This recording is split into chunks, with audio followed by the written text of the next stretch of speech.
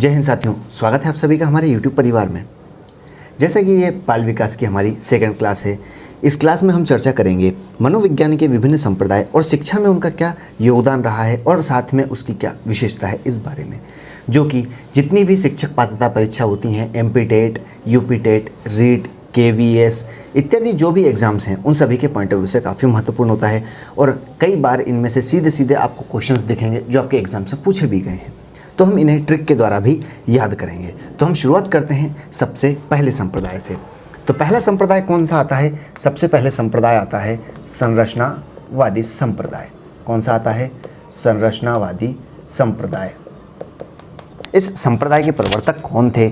तो यहाँ से सीधा सीधा क्वेश्चन बनता है कि संरचनावादी संप्रदाय के प्रवर्तक कौन थे। तो आपको यहाँ पर बताना है कि इसके संप्रदाय के प्रवर्तक थे विलियम वुंट एवं E.B.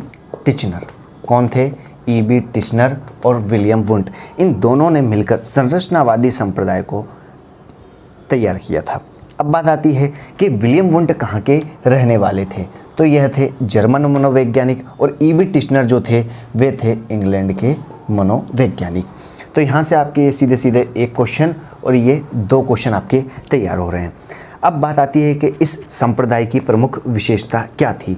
तो इस सिद्धांत के अनुसार मानसिक तत्वों का मनुष्य की चेतना में महत्वपूर्ण स्थान है, ऐसा कहा गया है।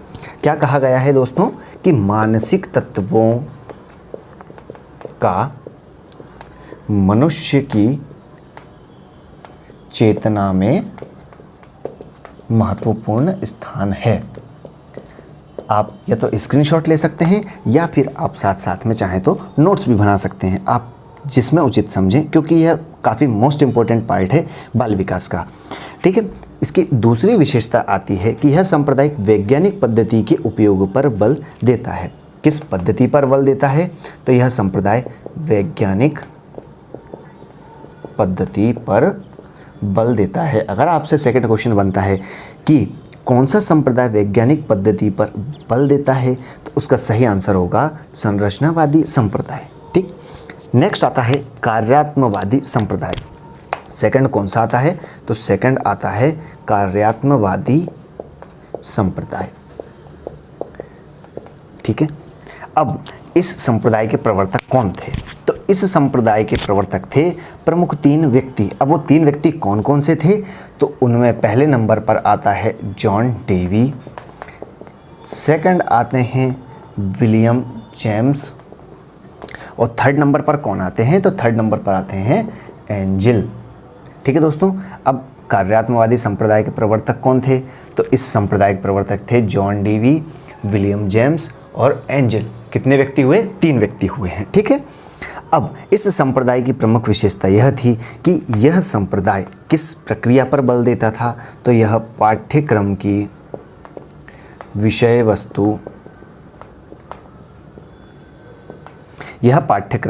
वस्तु की उपयोगिता पर बल देता था।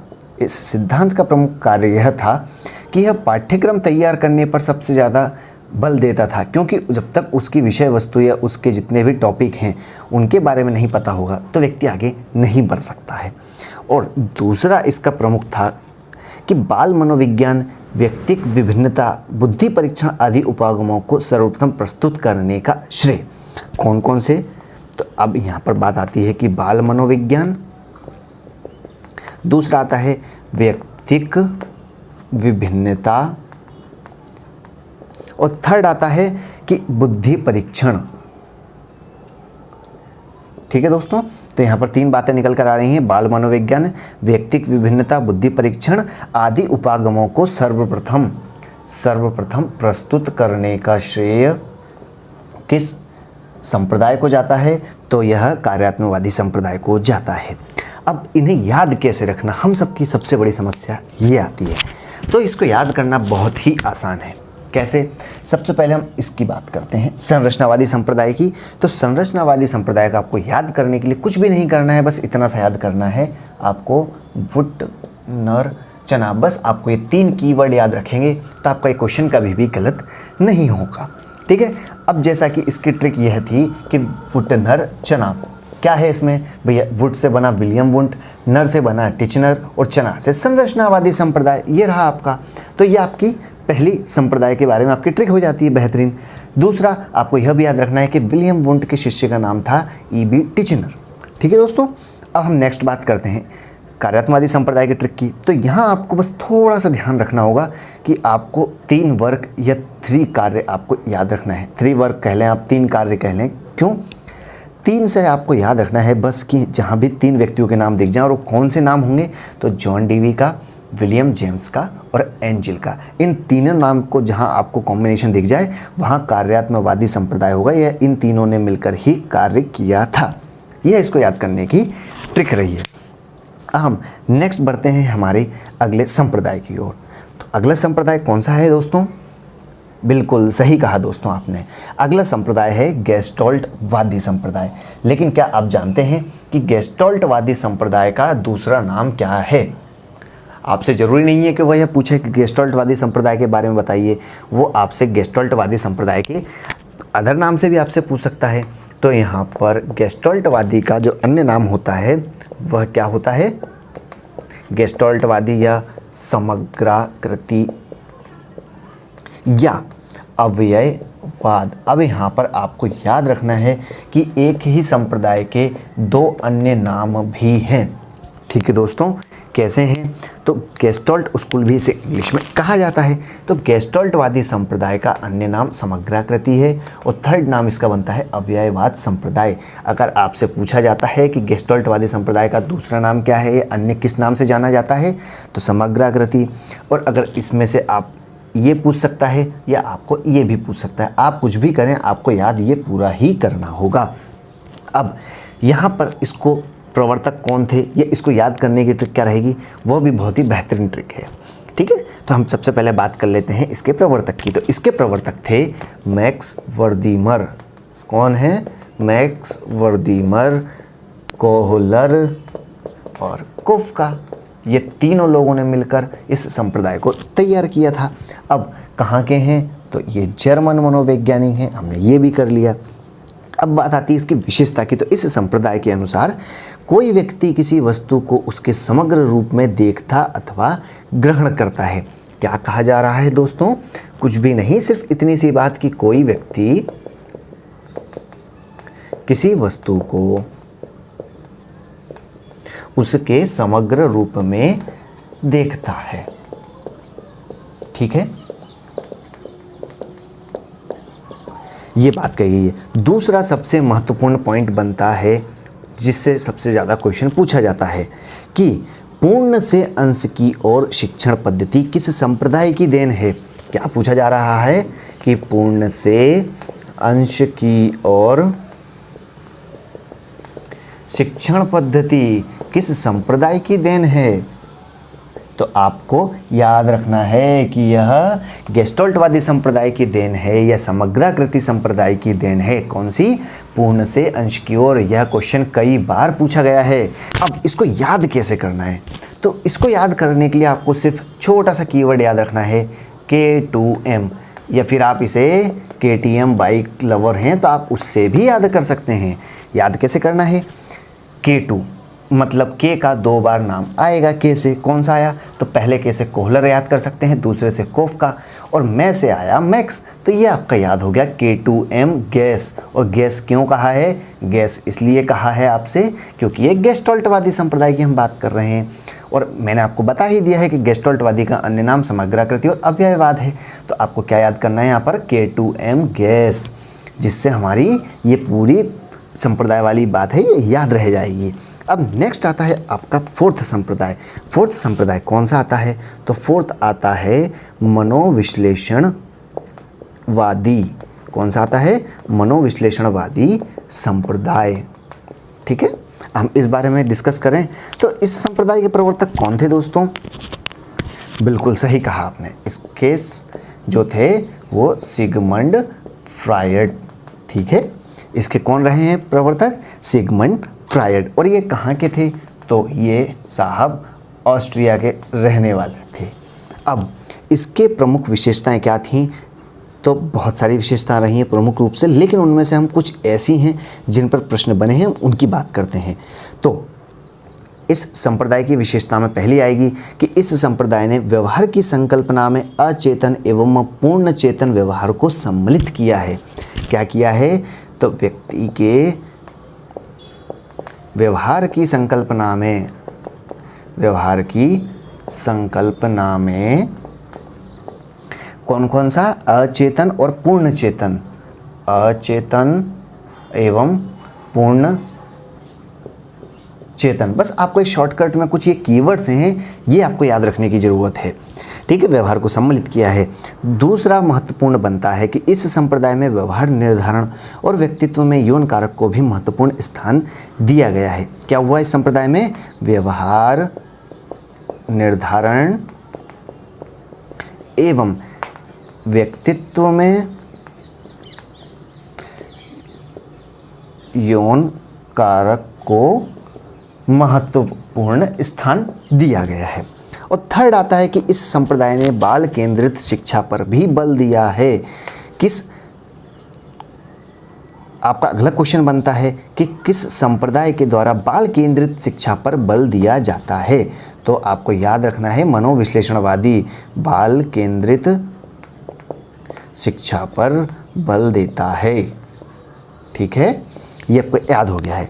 अब इसको याद क्या करना है? तो इसको याद कुछ भी नहीं करना है, बहुत सिंपल सा है।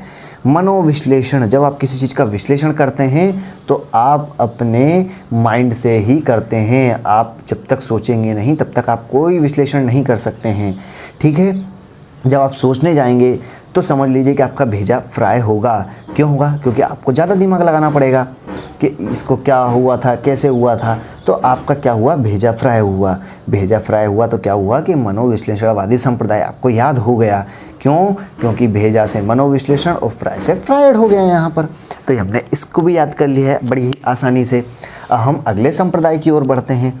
तो अगला संप्रदाय कौन सा है उसके बारे में चर्चा करने से पहले अभी हमने 4 संप्रदाय पढ़ लिए हैं, हम जरा सा उनको भी रिकॉल कर लेते हैं, अदरवाइज आगे पाठ पीछे सपाट न हो जाए। पहले हमने पढ़ा है संरचनावादी संप्रदाय, दूसरा है कार्यात्मकवादी संप्रदाय, थर्ड आता है गेस्टल्टवादी संप्रदाय जिसे समग्राकृति या अव्ययवाद संप्रदाय कहा जाता है, और फोर्थ आता है मनोविश्लेषणवादी संप्रदाय। अब 5th नंबर पर आता है आपका साहचर्यवादी।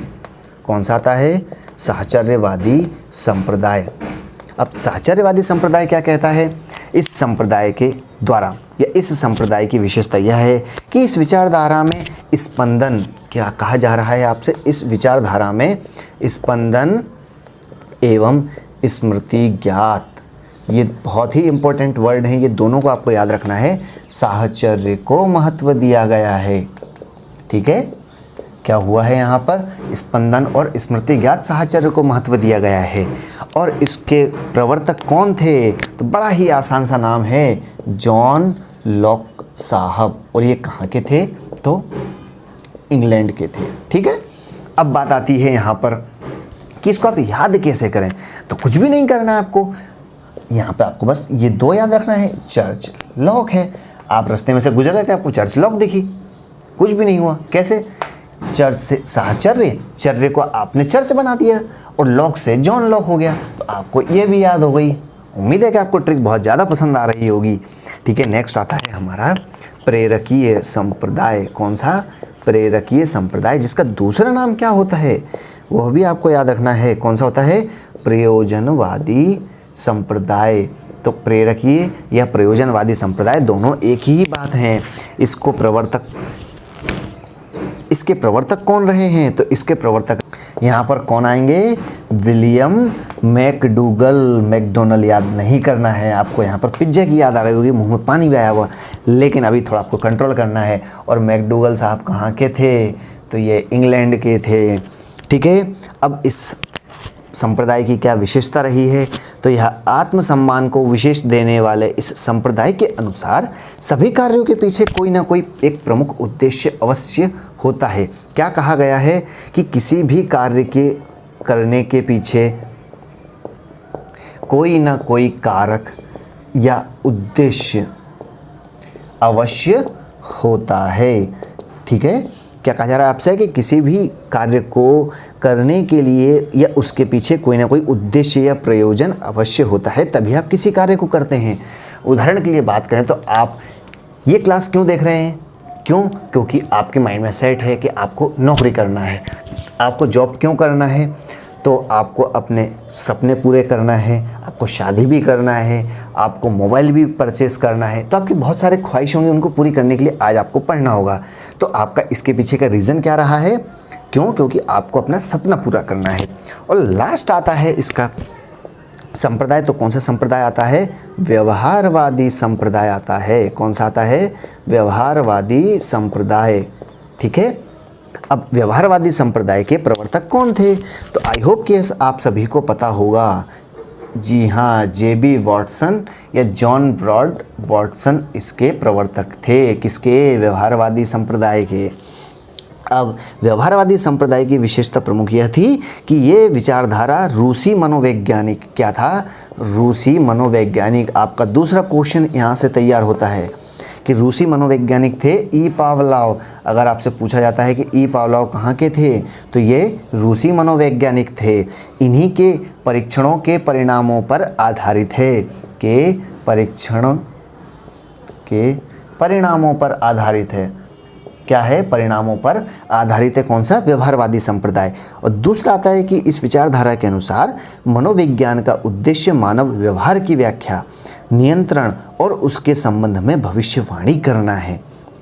क्या कहता है कि मनोविज्ञान का उद्देश्य मानव व्यवहार की व्याख्या, आपका कैसा व्यवहार है इसके बारे में बताना, आप किसी भी चीज़ को कैसे कंट्रोल कर लेते हैं।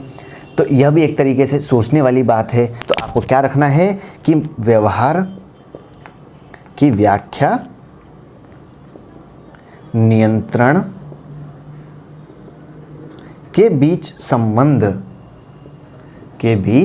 संबंध या भविष्यवाणी, ठीक है, या भविष्यवाणी करना है। किसकी है? तो यह बात है व्यवहारवादी संप्रदाय की। तो यह आज की हमने क्लास में चर्चा की मनोविज्ञान के विभिन्न संप्रदाय और शिक्षा में उनके योगदान को लेकर। इसके साथ ही उसके कौन से प्रवर्तक भी थे और उसको हमने ट्रिक के माध्यम से बहुत ही अच्छे तरीके से याद किया। अब हम अगली क्लास में मिलते हैं और नेक्स्ट क्लास में हम चर्चा करेंगे अधिगम के सिद्धांत के बारे में। तो मिलते हैं अगली क्लास में। टिल द टेक केयर, खुश रहें, स्वस्थ रहें, मस्त रहें। जय हिंद।